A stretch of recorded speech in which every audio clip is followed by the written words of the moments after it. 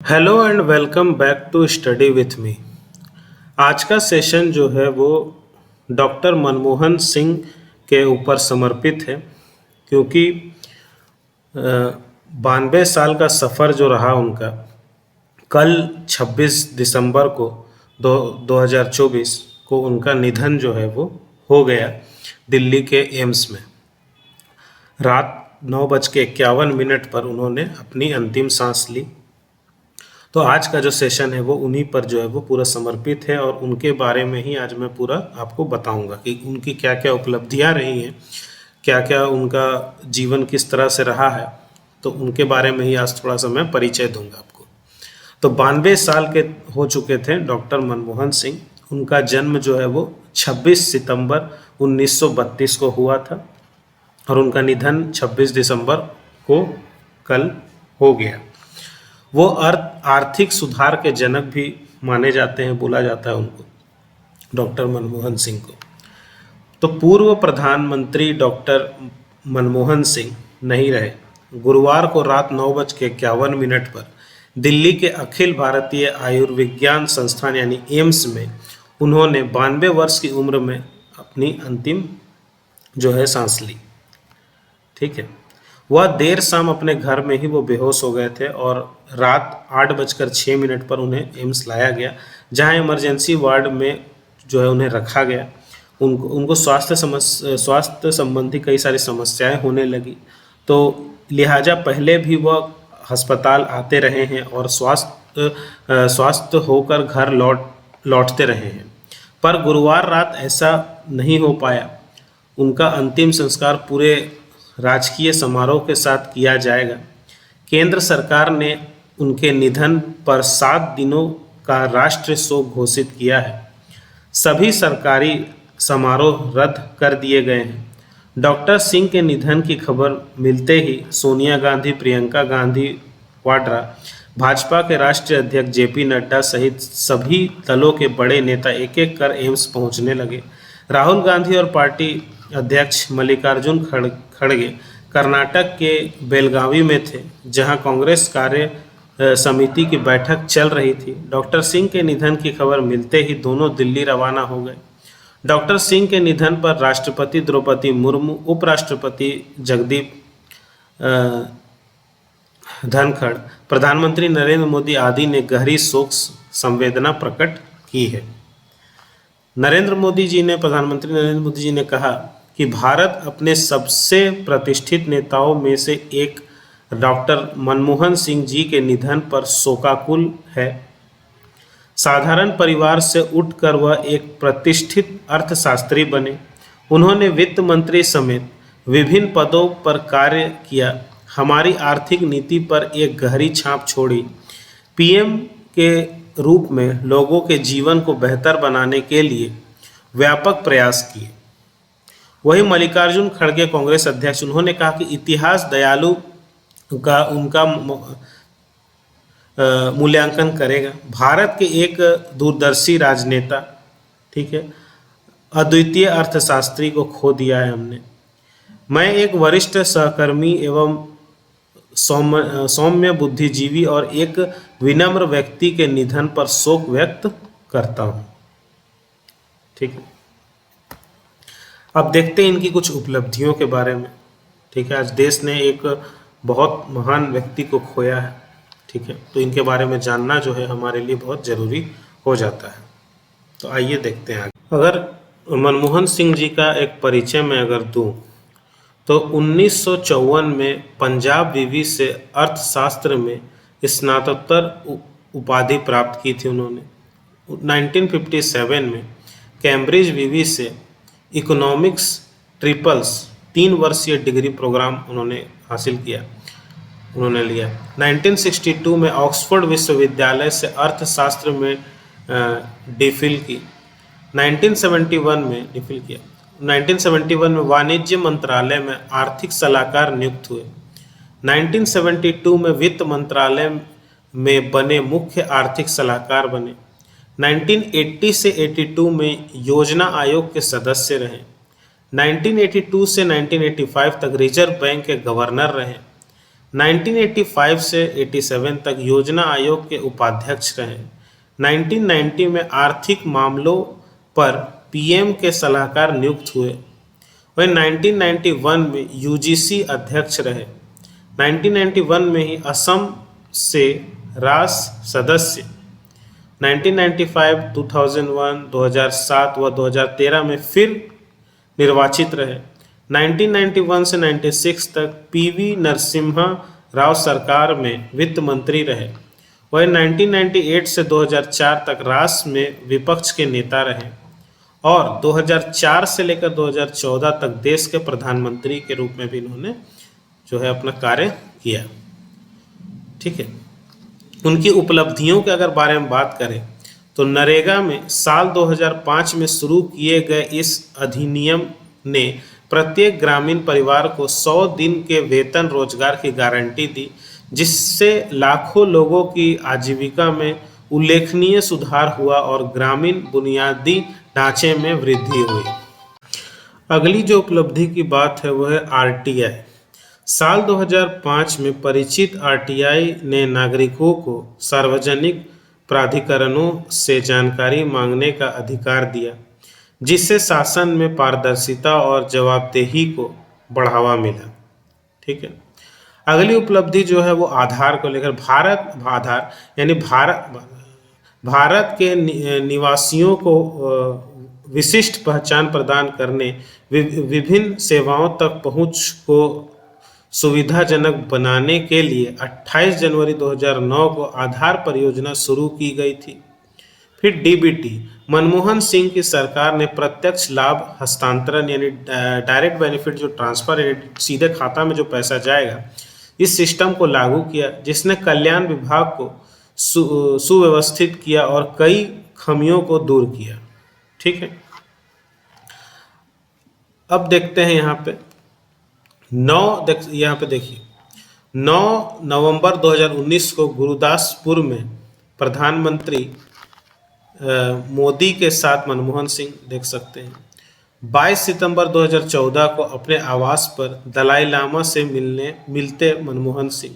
ठीक है, इतने सिंपल व्यक्ति थे मनमोहन सिंह की सादगी ऐसी थी कि खुद ही अपने जूते के फीते तक बांध लेते थे मनमोहन सिंह। ठीक है, डॉक्टर मनमोहन सिंह लगातार 2 बार जो है वो देश के प्रधानमंत्री रहे। ठीक है, हमने जो है वो एक बहुत बड़ा अर्थव्यवस्था का जो विलक्षण वस्तुकार है उनको खो दिया है। भारत के पूर्व जो प्रधानमंत्री डॉक्टर मनमोहन सिंह का गुरुवार को निधन हो गया, ये सारी चीज़ें मैंने आपको बता दी। ठीक है, अर्थव्यवस्था के नए युग का किया सूत्रपात। मनमोहन को आर्थिक उदारीकरण व आर्थिक सुधारों के जनक के रूप में जाना जाता है। 1991 में भारत के वित्त मंत्री के पद पर थे तो उन्होंने भारत की अर्थव्यवस्था के नए युग का सूत्रपात किया था। मनमोहन सिंह उस वक्त वित्त मंत्री थे जब नरसिम्हा राव देश के प्रधानमंत्री थे। मनमोहन सिंह ने इस दौरान ऐसे फैसले लिए जिसे भारत की अर्थव्यवस्था के लिए अहम योगदान माना जाता है। उन्होंने दशकों से बंद भारतीय अर्थव्यवस्था को खोलने की शुरुआत की। वहीं 1991 में ही बोले तो देश में लाइसेंस राज को किया खत्म। मनमोहन सिंह ने आर्थिक सुधारों को बढ़ाने के लिए लाइसेंस राज खत्म किया। जब वह वित्त मंत्री थे उस वक्त देश की अर्थव्यवस्था काफ़ी खराब थी।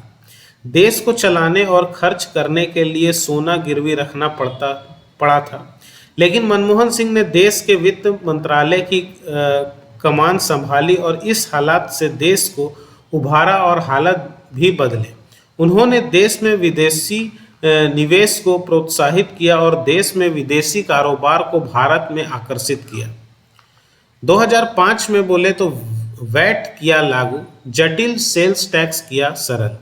साल 2005 में मनमोहन सिंह ने देश में वैट को लागू कर पुराने जटिल सेल्स टैक्स की व्यवस्था को खत्म कर दिया। सर्विस टैक्स व्यवस्था की शुरुआत की, राष्ट्रीय ग्रामीण रोजगार गारंटी शुरू की। अब इसे मनरेगा के नाम से जाना जाता है। साल 2006 में उन्होंने देश में स्पेशल इकोनॉमिक्स जोन की शुरुआत भी की। और कुछ उपलब्धियों की बात करें तो टैक्स को किया खत्म, उदारीकरण को दी गति। मनमोहन सिंह ने आर्थिक सुधार के लिए टैक्स को कम किया। इन सभी कामों से देश की अर्थव्यवस्था ने रफ्तार पकड़ी। उन्होंने साल 1996 तक वित्त मंत्री के रूप में काम किया। इसके बाद मनमोहन सिंह साल 2004 में देश के प्रधानमंत्री बने। इस दौरान भी उन्होंने अर्थव्यवस्था को सुधारने के लिए अहम काम किए। उन्होंने जीडीपी ग्रोथ को 8% तक पहुंचाया। यह एक ऐतिहासिक ऊंचाई थी जब भारत दुनिया की दूसरी सबसे तेजी से बढ़ने वाला अर्थव्यवस्था बन गया। ठीक है, सभी ने, जैसे राष्ट्रपति द्रौपदी मुर्मू, राहुल गांधी, राजनाथ सिंह रक्षा मंत्री, अमित शाह गृह मंत्री, प्रियंका गांधी, सभी ने अपने जो है इसमें शोक व्यक्त किया है। ठीक है, तो कुछ और उपलब्धियों की अगर बात करें तो 33 साल बिना चुनाव लड़े सांसद रह चुके हैं मनमोहन सिंह। ठीक है, पूर्व प्रधानमंत्री मनमोहन सिंह ने 33 वर्षों तक राज्यसभा के सदस्य के रूप में अपनी सेवाएं दी। तक वह यूपीए सरकार में देश के प्रधानमंत्री रहे। मनमोहन सिंह एक प्रतिष्ठित अर्थशास्त्री, शिक्षाविद और नौकरशाह भी थे। इनके अलावा 1991 से 1996 तक उन्होंने नरसिम्हा राव की सरकार में वित्त मंत्री के रूप में कार्य किया। 1991 से 2024 तक राज्यसभा के सदस्य रहे। मनमोहन सिंह 1991 में पहली बार राज्यसभा के लिए चुने गए। इसके बाद 1995, 2001, 2007 और 2013 में वह फिर चुने गए। 1998 से 2004 तक केंद्र में भाजपा की सरकार थी। तब मनमोहन सिंह राज्यसभा में विपक्ष के नेता थे। मनमोहन सिंह ने लोकसभा चुनाव में भी किस्मत आजमाई थी, हालांकि वह जीतने में सफल नहीं रहे थे। 1971 में वाणिज्य मंत्रालय में आर्थिक सलाहकार बने। 1971 में मनमोहन सिंह भारत सरकार के वाणिज्य मंत्रालय में आर्थिक सलाहकार के रूप में शामिल हुए। इसके तुरंत बाद 1972 में वित्त मंत्रालय में मुख्य आर्थिक सलाहकार के रूप में उनकी नियुक्ति हुई। डॉक्टर मनमोहन सिंह कई सरकारी पदों पर रहे। इसमें वित्त मंत्रालय में सचिव भी शामिल हैं। वह योजना आयोग के उपाध्यक्ष भी रहे, रिजर्व बैंक ऑफ इंडिया के गवर्नर भी रहे। यही नहीं, वह प्रधानमंत्री के सलाहकार और यूजीसी के अध्यक्ष भी रहे। डॉक्टर मनमोहन सिंह ने 1991 के बीच भारत के वित्त मंत्री के रूप में 5 साल बिताए। आर्थिक सुधारों की एक व्यापक नीति शुरू करने में उनकी भूमिका को दुनिया आज भी सलाम करती है। मनमोहन सिंह के बारे में और बात करें तो 7 अगस्त 2023 को आखिरी बार जो है व्हील चेयर पर आए थे संसद में। ठीक है, उसके बाद संसद में और फिर आए नहीं। ठीक है, उनका हेल्थ इशू भी रहता था हमेशा। ठीक है, और आ नहीं पाते थे, देख सकते हैं तस्वीर में। इतिहास की प्रोफेसर और लेखिका गुरुशरण कौर से उनका विवाह हुआ था और बचपन में ही उनकी मां का साया उन पर से उठ गया था और उनका पालन पोषण जो है उनकी नानी ने किया था। डॉक्टर मनमोहन सिंह ने अपने परिवार में पत्नी गुरुशरण कौर और 3 बेटियों उपिंदर सिंह, दमन सिंह और अमृत सिंह को छोड़कर इस दुनिया को अलविदा कह दिया। उनके पास लगभग 15 करोड़ रुपए की संपत्ति थी। मनमोहन सिंह के दामाद आईपीएस अधिकारी अशोक पटनायक 1983 बैच के पुलिस अधिकारी हैं और 2016 में उन्हें राष्ट्रीय खुफिया ग्रिड का सीईओ नियुक्त किया गया था। मनमोहन सिंह का जन्म 26 सितंबर 1932 को गुरुमुख सिंह और अमृत कौर के घर हुआ था। बचपन में उन्होंने अपनी मां को खो दिया था और उनका पालन पोषण उनकी नानी ने किया। 1958 में मनमोहन सिंह ने इतिहास की प्रसिद्ध प्रोफेसर और लेखिका गुरुशरण कौर से विवाह किया। मनमोहन सिंह की बड़ी बेटी उपिंदर सिंह अशोका विवि में इतिहास की प्रोफेसर और सकाय की डीन है। उनकी दूसरी बेटी दमन सिंह लेखिका है और उनकी किताबों में द लास्ट फ्रंटियर, पीपल और 9 बॉय 9 शामिल है। उनकी तीसरी बेटी Amrit Singh American civil liberties union में स्टाफ वकील के रूप में काम कर रही हैं। तो ये सारी उपलब्धियां जो है मैंने आपको गिनवाई मनमोहन सिंह जी के बारे में, और भी कई सारी चीज़ें हैं जो कुछ बहुत छूट गई होंगी, लेकिन इन्होंने जो है देश के लिए बहुत काम किया। कई सारे विभागों में वो काम कर चुके हैं, 2 बार प्रधानमंत्री रह चुके हैं, प्रधानमंत्री के सलाहकार के रूप में भी काम किया, यूजीसी के अध्यक्ष भी रह चुके हैं, रिजर्व बैंक के गवर्नर भी रह चुके हैं, कई सारी उपलब्धियां भी रही हैं। तो इन सभी उपलब्धियों को उन्होंने किया, देश के लिए बहुत कुछ किया, और आज बहुत दुख होता है कि आज ये हमें छोड़कर चले गए। तो जितना भी मैं हो सकता था इस वीडियो में आपको बताने का प्रयास किया हूँ। वीडियो पसंद आता है तो वीडियो को लाइक करिए, ज़्यादा से ज़्यादा लोगों तक शेयर कीजिए, ताकि इनके सब उपलब्धियों के बारे में और भी लोगों को पता चल सके। चैनल में नए हैं तो चैनल को सब्सक्राइब कर लीजिए, और सब्सक्राइब करने के साथ साथ बेल आइकन को ज़रूर दबा दीजिए, ताकि हर वीडियो की नोटिफिकेशन आप तक सबसे पहले मिल सके। तो फिर मिलता हूँ आपसे नेक्स्ट वीडियो में, और कुछ आपको अगर लिखना है इनके बारे में तो कमेंट सेक्शन में आप लिख सकते हैं। तो मिलता हूँ आपसे नेक्स्ट वीडियो में, तब तक के लिए जय हिंद।